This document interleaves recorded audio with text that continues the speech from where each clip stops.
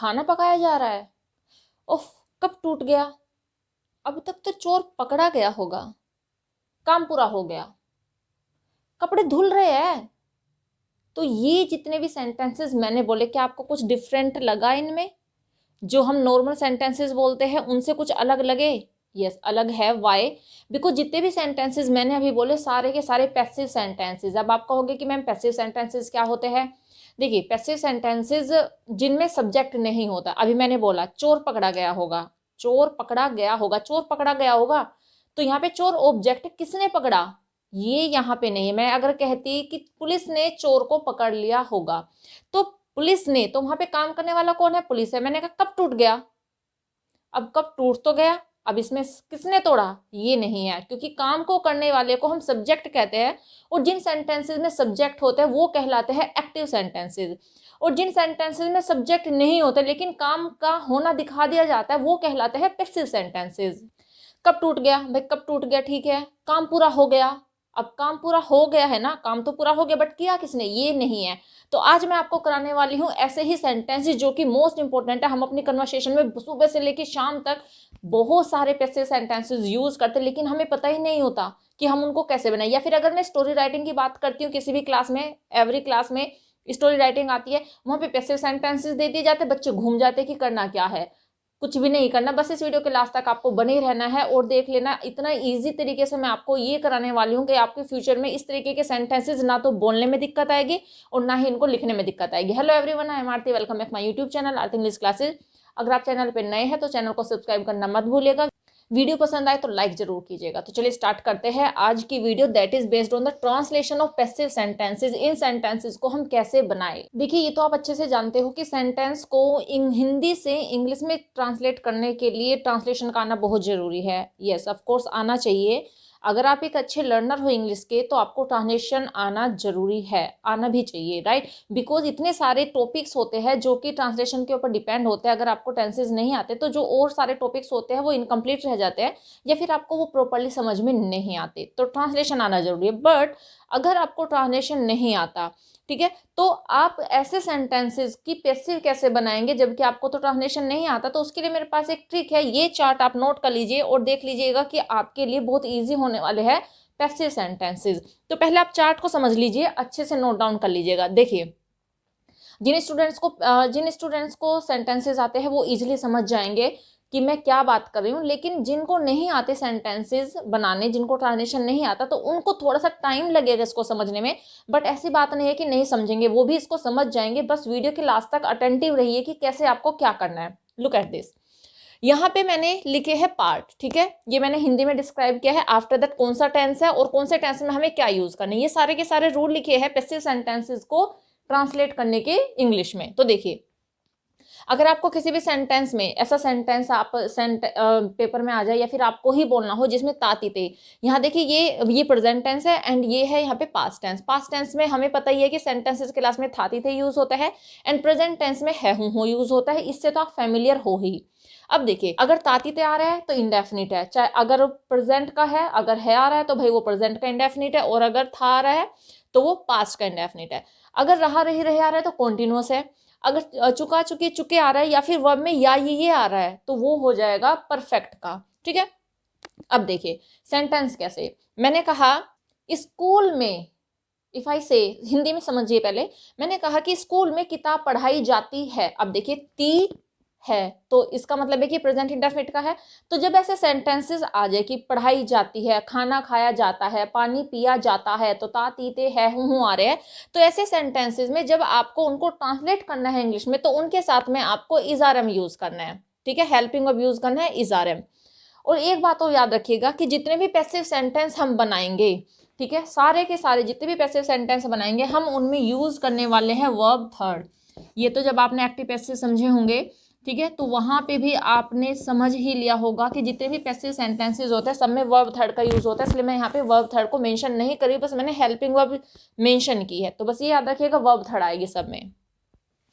तो अगर आपको ऐसा लग रहा है कि ऐसा सेंटेंस है कि किताब पढ़ाई जाती है, स्कूल में पढ़ाया जाता है, कपड़े धोए जाते हैं, खाना खाया जाता है, तो ता तीते और है आ रहा है तो समझ लीजिएगा उसमें आपको इज आर एम यूज करना है। और अगर पास्ट का हो गया कपड़े धोए जाते थे, तो अगर थे आ रहा है तो वो पास्ट का हो जाएगा, ता तीते और था तीते हो गया, तो वहां पे आपको हेल्पिंग वर्ब यूज करनी है वोज वर्ब। अच्छे से समझ लीजिए। नेक्स्ट देखिए, अगर रहा रही रहे आ रहा है, अगर प्रेजेंट का हो जाएगा तो ऐसा हो जाएगा कि कपड़े धोए जा रहे हैं, और अगर पास्ट का होगा तो ऐसा हो जाएगा कि कपड़े धोए जा रहे थे।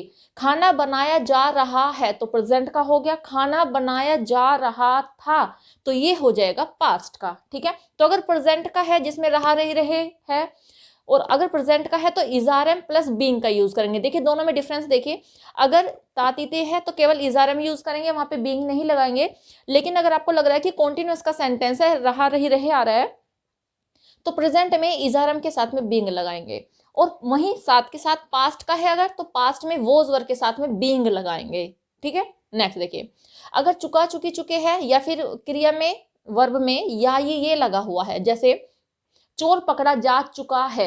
ठीक है, तो देखिए चुका आया है और क्या आया है, आया तो प्रेजेंट का हो गया। लेकिन अगर मैं कहूंगी चोर पकड़ा जा चुका था, ठीक है, चुका था, तो जब वो था हो जाएगा तो पास्ट का हो जाएगा और परफेक्ट हो जाएगा। या फिर ऐसे ऐसे भी हो सकता है, चोर पकड़ा गया। अब देखिए गया या पे खत्म है अगर सेंटेंस, यानी कि वन में या ये भी लगे हुए हैं, तो भी हम उसको परफेक्ट का ही कंसिडर करेंगे। ठीक है, जैसे कि पाठ याद हो गया है। अब देखिए पाठ याद हो गया, सब्जेक्ट नहीं है, किसने किया। अगर मैं कहूँ कि मैंने पाठ याद कर लिया है, तो भाई वो उसमें सब्जेक्ट है, तो वो एक्टिव सेंटेंस है। लेकिन अगर ये बोला जाए कि पाठ याद हो गया है, अब हो गया देखिए वर्ब में या लग गया, राइट। अब या आ गया और है आ गया तो समझ लीजिए परफेक्ट प्रेजेंट का है। तो तब हम अकॉर्डिंग टू द सब्जेक्ट, अगर सब्जेक्ट सिंगुलर नंबर है तो हम हैज बीन का यूज करेंगे, और अगर सब्जेक्ट प्लूरल नंबर है तो तब हम यूज करेंगे हैव बीन का। ठीक है, और अगर पास्ट का है, जैसे पाठ याद हो गया था, है ना, या पाठ याद कर लिया गया था, इस तरीके से, तो यह पाठ याद हो चुका था, तो ये पास्ट का हो जाएगा। आप समझ ही जाओगे पास्ट का हो जाएगा, तो पास्ट में हम लगाएंगे हैड प्लस बीन। इसी तरह से परफेक्ट में हैज हैव बीन लग जाएगा और पास्ट में लग जाएगा हैड बीन। अब देखिए जिन स्टूडेंट्स को पता है वो अच्छे से समझ सकते हैं कि तातीते जिन सेंटेंसेस में आ जाता है वो इंडेफिनिट होता है, रहा रही रहे जिसमें आ जाता है वो कॉन्टिन्यूअस होता है, मैंने मेंशन भी कर दिया है। लेकिन अगर आपको ये समझ में नहीं आ रहा है तो आप इतने से ही भी समझ सकते हो। अगर चुका चुकी चुके आ रहा है या फिर क्रिया में या ये लगा हुआ आ रहा है तो वो कहलाता है परफेक्ट टेंस। अब कौन सा परफेक्ट, अगर है हूं है तो भाई प्रेजेंट का है, और अगर ये है तो था है और इनके साथ में ये है तो ये पास्ट का हो जाएगा। होप यहां तक समझ में आया होगा, आपको समझना बहुत जरूरी, समझिए। अब फ्यूचर का देखते हैं। फ्यूचर में अगर गागीगे आ रहा है सेंटेंस में, क्योंकि हमें तो हिंदी से इंग्लिश ही बनानी है ना, तो हिंदी की ही पहचान आएगी सेंटेंसेस में। गागीगे आ रहा है, जैसे चोर पकड़ा जाएगा, खाना बनाया जाएगा, तो सेंटेंस कहाँ पे खत्म हो रहा है, गा गी गे पर। और ये भी आपको पता होगा कि जब सेंटेंस गा गी गे पे खत्म होता है तो वो कहलाता है फ्यूचर इंडेफिनिट। ठीक है, जैसे आज किताब पढ़ाई जाएगी, ठीक है, तो कौन पढ़ाएगा ये सेंटेंस में नहीं है, बस इतना है कि आज किताब पढ़ाई जाएगी। कल कपड़े धोए जाएंगे, कौन धोएगा नहीं पता, बस क्या है कि कल कपड़े धोए जाएंगे, तो सेंटेंस खत्म हो रहा है गा गी गे पर।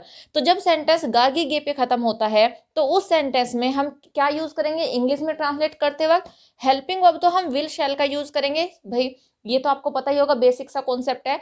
आई एंड वी के साथ क्या करते हैं, आई एंड वी के साथ तो हम शैल का यूज करते हैं, और जितने भी नाउन प्रोनाउन कोई भी आ जाए सबके साथ में हम यूज करते हैं विल का, और इन दोनों के साथ में हमें यूज करना है बी का। ठीक है, विल बी या फिर शैल बी। अब देखिए नेक्स्ट, अगर सेंटेंस हिंदी के सेंटेंस में चुका चुकी चुके आ गया, जैसे अभी मैंने आपको ऊपर भी बताया था, या फिर क्रिया में या ये लग गया, ठीक है, और इनके साथ में गागीगे, भाई फ्यूचर के सेंटेंसेस में गागीगे तो नजर आएंगे ही आपको, तो चुका चुकी चुके या फिर वर्ब में या ये और उनके साथ में गागीगे नजर आ गया तो समझ लीजिएगा वो हो जाएगा परफेक्ट टेंस। अभी यहाँ पे ये तो था चुका चुकी चुके और वर्ब में या ये, तो कौन सा टेंस था, परफेक्ट टेंस था। डिपेंड लास्ट के वर्ड पे करेगा, अगर हूं है, था है या फिर गा है, उसी के अकॉर्डिंग हम उनका टेंस डिसाइड करेंगे, तो वो परफेक्ट का होगा। जैसे चोर पकड़ा जा चुका होगा तो किसने पकड़ा ये नहीं है, बट चुका होगा, है ना। खाना बन गया होगा, अब देखिए यहाँ पे मैंने यूज किया गया होगा, तो मीन्स वर्ब में या ये गया होगा, खाना बन गया होगा। ठीक है, तो ये भी एक सेंटेंस हो जाएगा फ्यूचर परफेक्ट का। या फिर ऐसा एक और सेंटेंस हम बना सकते हैं, काम पूरा हो गया होगा, या फिर काम पूरा हो चुका होगा। चुका भी लगा सकते हैं, गया भी लगा सकते हो। तो ऐसे सेंटेंस बन जाएंगे हिंदी में फ्यूचर के। ऐसे सेंटेंस में हमें क्या करना है, विल हैव, ठीक है, या फिर शैल हैव, इनके साथ में हमें यूज करना है बीन का, राइट। और अगर सेंटेंस में कोई भी मॉडल्स आ जाए, can, could, may, might, shall, should, क्योंकि शैल एंड शुड का यूज एंड वुड का यूज एज अ मॉडल भी किया जाता है, तो अगर सेंटेंसेस में कोई भी मॉडल नजर आ रही है आपको, तो उनके साथ में हमें बी लगाना है। उनमें कोई चेंजेस नहीं आने इस टाइप के, तो उनके साथ हमें क्या लगाना है, बी लगाना है।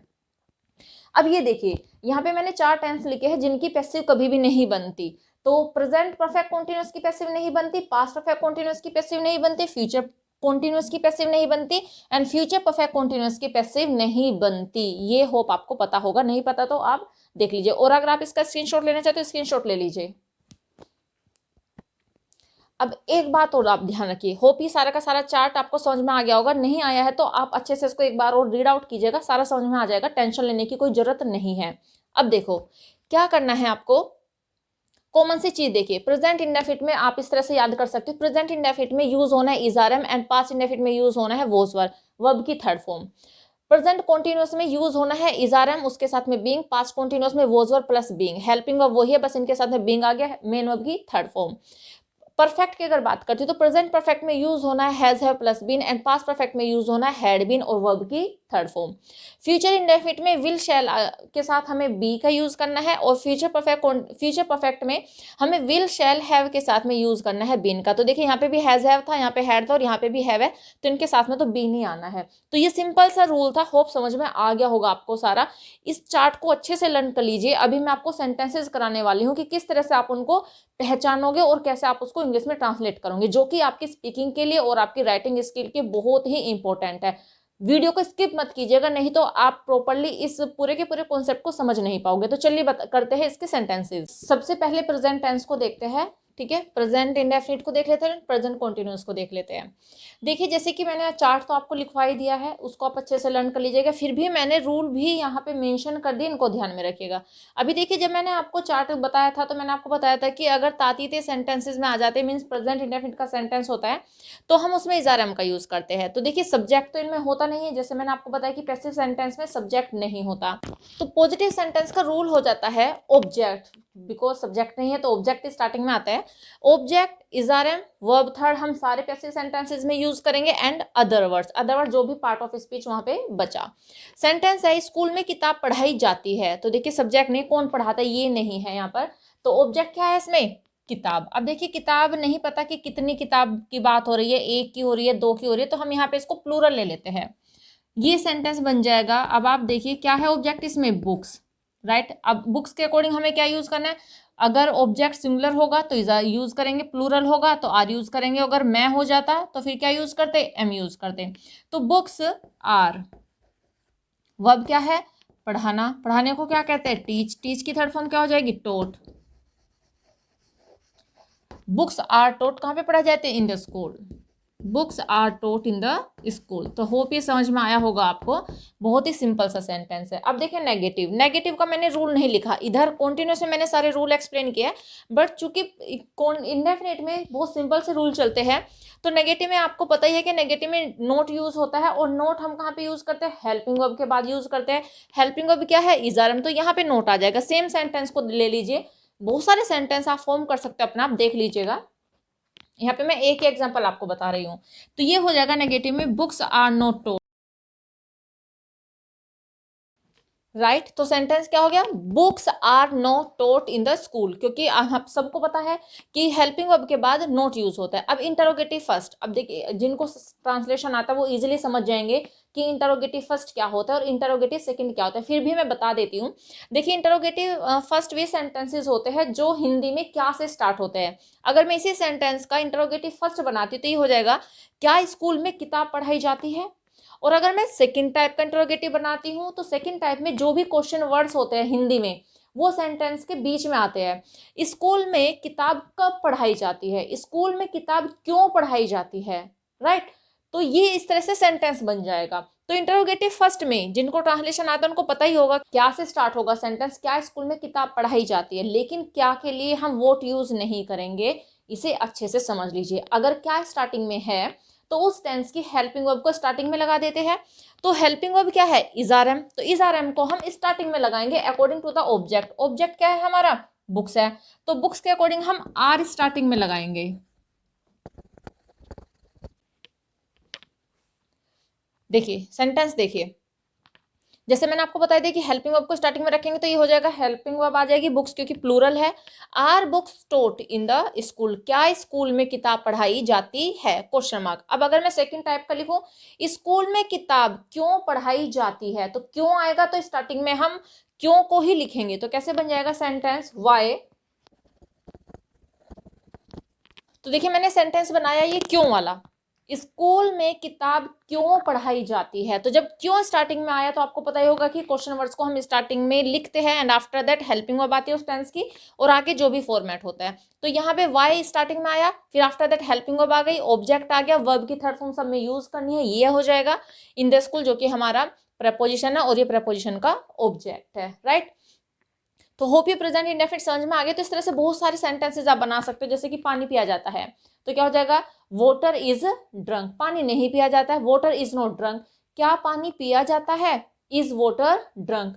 पानी कब पिया जाता है, व्हेन इज वाटर ड्रंक। तो इस तरीके से आप बहुत सारे सेंटेंसेस बना सकते हो, बस आपको फॉर्मेट लर्न करना है ये। अब प्रेजेंट कॉन्टिन्यूअस को देख लीजिए। प्रेजेंट कॉन्टिन्यूअस में मैंने आपको बता ही दिया है, क्या बताया है मैंने आपको बताया है कि इज आर एम के साथ में बीइंग लगाएंगे, राइट। और बीइंग और सारे जितने भी पैसिव सेंटेंस हम बना रहे हैं सब में हम यूज कर रहे हैं वर्ब की थर्ड फॉर्म। तो देखिए क्या पॉजिटिव रूल क्या हो जाएगा, सब्जेक्ट तो होगा ही नहीं इसमें, तो रूल हो जाएगा object plus is are am, after that being verb third other words जो भी बचेगा।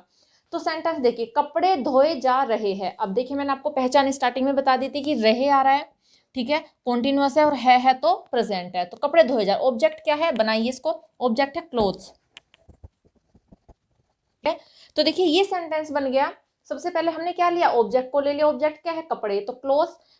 क्लोथ्स चूंकि प्लूरल है तो प्लूरल के साथ हम लगाएंगे are, clothes are, after that being washed, verb की third form, clothes are being washed.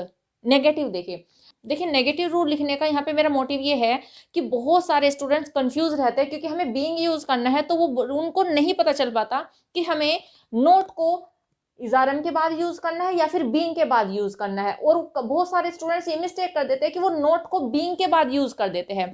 देखिए आपको ये ध्यान में रखना है कि हेल्पिंग वर्ब तो इजारा में है, ये जो बीइंग है ये सपोर्टिंग वर्ब है, यहाँ पर ये हेल्पिंग वर्ब नहीं है, ये क्या है, ये सपोर्टिंग वर्ब है। और सपोर्टिंग वर्ब के बाद हमें नोट नहीं रखना, हमारी जो मेन वर्ब है, जो हमारी हेल्पिंग वर्ब है वो इज आर एम ही है। तो जो भी हमें चेंजेस करने, जिस भी प्लेस को हमें चेंज करना है वर्ब के, तो वो हम इज आर एम को ही करेंगे और उसी के बाद में हम नोट को यूज करेंगे। तो ये रूल हो गया, object plus is are am, after that not, being, verb third and other words. Same example, वहां कपड़े नहीं धोए जा रहे हैं, तो यहाँ पे मैंने वहां को ऐड कर दिया है, इसको क्योंकि अदर वर्ड में चल जाएगा तो लास्ट में जाएगा। ऑब्जेक्ट क्या है, क्लोथ्स।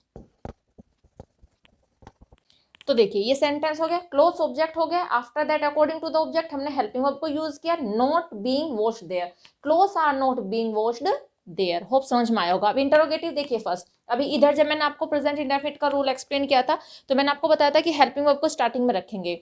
अब यहाँ पे भी लर्नर्स यही मिस्टेक करते हैं कि वो हेल्पिंग वर्ब किसे समझे, वो बीइंग को स्टार्टिंग में लेके आए या फिर इज आर एम को स्टार्टिंग में लेके आए या फिर is are am plus being को ही ले आए। तो is are am plus being नहीं आएगा, अभी मैंने आपको बताया है कि बीइंग वहीं रहेगा, बस इज आर एम को ही हम चेंज करेंगे, उसके प्लेस को ही चेंज करेंगे। तो ये इज आर एम स्टार्टिंग में आ जाएगा निकल कर, after that object being, being वही है क्योंकि हमने केवल इन दोनों के प्लेस को इंटरचेंज किया, यहाँ पे ऑब्जेक्ट था यहाँ पे इज आर एम था, तो हमने क्या किया, इज आर एम को इधर भेज दिया एंड ऑब्जेक्ट इधर आ गया, तो यही हुआ है। तो is are am plus object being verb third object, sorry other words. तो क्या वहां कपड़े धोए जा रहे हैं, मैंने आपको बताया कि जो फर्स्ट टाइप के इंटरोगेटिव होते हैं वो क्या से स्टार्ट होते हैं और क्या के लिए हम यहाँ पे वोट यूज नहीं करेंगे, यहाँ पे उस टेंस की हेल्पिंग वर्ब को हम यूज करेंगे। तो ये हो जाएगा, क्या वहां कपड़े धोए जा रहे हैं, तो ये हो गया are clothes being washed there, क्या वहां कपड़े धोए जा रहे हैं। अब देखिए इंट्रोगेटिव सेकंड। इंट्रोगेटिव सेकंड जो ये वाला रूल होता है इंट्रोगेटिव फर्स्ट वही होता है, बस उससे पहले क्वेश्चन वर्ड्स लग जाते हैं। देख लीजिए अब सिमिलैरिटी, ये रूल और ये रूल सेम है, बस इससे पहले क्वेश्चन वर्ड्स यूज हुए। तो ये हो जाएगा question words plus is are am, after that object यहाँ पे आ जाएगा बीइंग, उसके बाद वर्ब थर्ड अदर वर्ड्स। तो ये हो जाएगा वहां कपड़े क्यों धोए जा रहे हैं, तो ये हो जाएगा राइट। तो ये हो गया वाई, ये क्वेश्चन वर्ड आ गया यहाँ पे why are, right. Clothes object हो गया, फिर बीइंग आ गया, वर्ब थर्ड हो गया, एंड ये अदर वर्ड हो गया। Why are clothes being washed there. Hope ये समझ में आ गया होगा आपको। तो अभी हम प्रेजेंट परफेक्ट को भी कवर कर लेते हैं। बस इस वीडियो में हम प्रेजेंट को ही कवर करेंगे, क्योंकि अगर सारे टेंस यहीं पे कवर करूंगी तो काफी लेंथी वीडियो हो जाएगी। प्रेजेंट परफेक्ट और देख लेते हैं। प्रेजेंट परफेक्ट को देखिए, अभी मैंने आपको बताया था कि हैज हैव लग रहा है प्रेजेंट परफेक्ट में, चुका चुकी चुके या फिर व में या ये आपको नजर आने वाले हैं, ठीक है, बोलते वक्त या फिर लिखते वक्त। तो इसका रूल जो होगा पॉजिटिव का वो होगा object plus has have and उसके साथ हम लगाएंगे बीन, ठीक है, and after that verb third सब में आनी है अदर वर्ड्स। तो ये सेंटेंस है काम हो गया है, या फिर ऐसे भी कह सकते काम हो चुका है।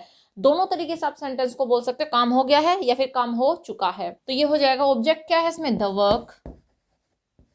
अब द वर्क जो है, अगर सब्जेक्ट नंबर, अगर सब्जेक्ट सिंगुलर होगा हमारा, ऑब्जेक्ट अगर सिंगुलर होगा तो हम हैज लगाएंगे, प्लूरल होगा तो हैव लगाएंगे। तो वर्क जो है वो नाउन है और ये हम सिंगुलर काउंट करते हैं। The work has been done, the work has been done. Negative देखिए, नेगेटिव में भी वही मिस्टेक करते हैं लर्नर्स जो कि प्रेजेंट कॉन्टिन्यूअस में करते हैं। वो इज आर एम के बाद नोट आएगा, आफ्टर दैट बीइंग आएगा। तो बीइंग का कोई लेना देना नहीं है नोट से, इस बात को याद रखिएगा। सेम यहाँ पे भी जो हेल्पिंग वर्ब है वो है हैज हैव, और जो बीन है वो है सपोर्टिंग हेल्पिंग वर्ब यहाँ पर। तो सपोर्टिंग हेल्पिंग वर्ब के बाद नोट नहीं आता, इनफैक्ट जो मेन जो यूज हुई है वहां पे हेल्पिंग वर्ब उसके बाद नोट आता है। तो object has have not been verb third and other words, काम नहीं हुआ है, राइट। तो ये क्या हो जाएगा, the work has not, has have के बाद ही नोट लगाएंगे, हैज नोट बीन इसके बाद जाएगा done, the work has not been done. हो आई थिंक समझ में आया होगा आपको। नेक्स्ट देखिए, अब इंटरोगेटिव फर्स्ट, जैसे कि मैंने आपको बताया कि हेल्पिंग वर्ब को स्टार्टिंग में लिखते हैं, तो ये helping verb has have starting में आ जाएगी, has have object been verb third and other words. क्या काम हो गया है, तो अब क्या काम हो गया है, तो हेल्पिंग वर्ब क्या है, हैज हम यूज करें बिकॉज ये सिंगुलर है, तो ये हो जाएगा हैज, राइट। तो ये हो गया has the work been done. अब देखिए हैज और बीन में कंफ्यूज मत होइएगा कि हम हैज को भी बीन को भी स्टार्टिंग में ही ले आए, नहीं, वो आपको गलती नहीं करनी। यहीं पे तो आप मिस्टेक कर देते हो एक्टिव से पैसिव बनाते वक्त भी, और जब हम सेंटेंसेस बनाते हैं हिंदी टू इंग्लिश तभी मिस्टेक कर देते हैं। तो आपको केवल हैज को या फिर हैव को ही स्टार्टिंग में लाना है, बीन जहां है वो वहीं रहेगा। Has the work been done, क्या काम हो गया है। नेक्स्ट देखिए सेकेंड इंटरोगेटिव, क्वेश्चन वर्ड्स, जैसे कि अभी मैंने दूसरे भी रूल में आपको कराया था, तो क्वेश्चन वर्ड्स स्टार्टिंग में आ जाएगा, ये वाला rule as it is follow हो जाएगा। Question words has have object been verb third and then other word. तो क्या काम कब हुआ है, कब हुआ है, तो ये हो जाएगा, ये हमारा क्वेश्चन वर्ड है तो कब को स्टार्टिंग में ले लेंगे, तो ये हो जाएगा व्हेन। तो ये हो गया when has the work been done.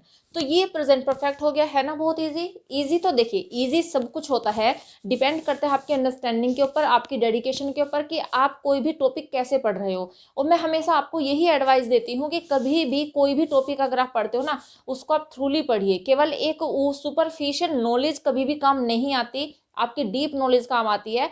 ऐसा नहीं है कि ये चीज़ें आज आप पढ़ोगे केवल एग्जाम में काम आएगी, नहीं, ये आपके लाइफ लॉन्ग काम आने वाली चीज़ें, स्पीकिंग में भी काम आएगी, आगे अगर किसी भी कम्पिटिटिव एग्जाम में बैठोगे वहाँ पे भी काम आएगी। तो होप समझ में आ गया होगा सारा। नेक्स्ट वीडियो में हम पास्ट को एंड फ्यूचर को कवर करेंगे, एंड आफ्टर दैट हम मॉडल्स को कवर करेंगे। तो बस इस वीडियो में इतना ही, मिलते हैं नेक्स्ट वीडियो में। Till then bye bye, take care, stay healthy and keep learning.